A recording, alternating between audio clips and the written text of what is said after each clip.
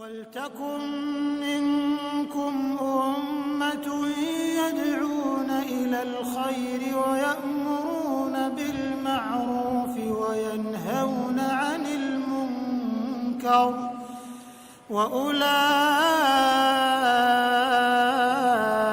هُمُ الْمُفْلِحُونَ. Mari kita lihat sekarang ayat 183 ini. Ayat Al-Baqarah 183 ini. Ya ayyuhaladina amanu. Jadi ayat ini dibuka itu dengan memanggil kepada orang-orang yang beriman.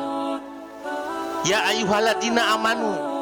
Jadi alamatnya ini adalah ditujukan kepada orang-orang yang beriman.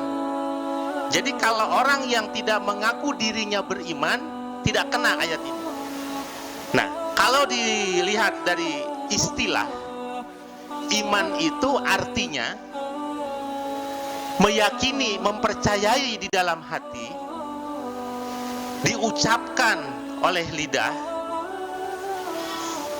dikerjakan oleh anggota badan kita. Ini yang dimaksud dengan iman yang kafah, betul-betul iman yang sempurna. Jadi ada tiga. Pertama, diyakini oleh kolbun, oleh hati, diucapkan oleh lidah, dan dikerjakan, dilakukan, diamalkan oleh seluruh anggota tubuh kita. Nah, sekarang kita lihat hadis dan Quran. Apa sesungguhnya yang dimaksud dengan iman? Dalam sebuah uraian hadis disampaikan bahwa pernah Nabiullah Muhammad Rasulullah SAW itu dites, ditanya oleh malaikat Jibril. Ya Muhammad, terangkan kepadaku apa yang dimaksud dengan iman.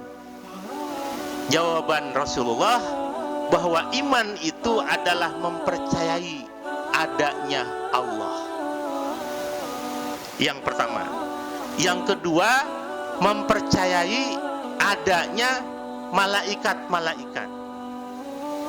Yang ketiga, mempercayai, meyakini kitab-kitab Allah yang diturunkan melalui rasul-rasulnya. Yang keempat, mempercayai, meyakini adanya para nabi dan rasul. Yang kelima, mempercayai hari akhir, yaitu hari kiamat. Yang keenam, mempercayai qada dan qadar, yaitu ketentuan-ketentuan dan petunjuk dari Allah. Jadi 6 ini yang harus diyakini betul. Jangan ditambah-tambahi, jangan dikurangi. Dan juga jangan dipilih-pilih dan jangan dipilah-pilah. Ketika kita diperintahkan sholat, ya sholat. Wa aqimus sholah, dirikan olehmu sholat, maka sholatlah. Wa atu zakat, maka lengkap, sempurnakanlah zakat itu. Nah, salah satunya lagi perintah kita bahwa Allah menyerukan kepada orang yang beriman untuk berpuasa atau saum di dalam bulan Ramadan ini adalah salah satu bahwa kalau kita ingin disebut orang yang beriman, maka berpuasa. Nah, kemudian yang berikutnya adalah kenapa Allah itu menunjukkan pertamanya adalah kepada orang yang beriman. Lalu kutiba alaikumusiyam, diminta untuk saum. Kama kutiba alal ladina min qablikum, sebagaimana diwajibkan oleh kaum sebelum kita. Jadi saum itu sesungguhnya sudah diwajibkan kepada kaum-kaum sebelum kita. Hanya masalahnya teknis dan tata caranya yang berbeda-beda. Saum yang paling sempurna ini adalah saum yang diajarkan oleh Muhammad Rasulullah SAW. Lanjutkan surat Al-Baqarah ayat 183 ini, ujungnya adalah la'alakum tatakun, yaitu kalian supaya masuk ke dalam kelompok orang-orang yang bertakwa.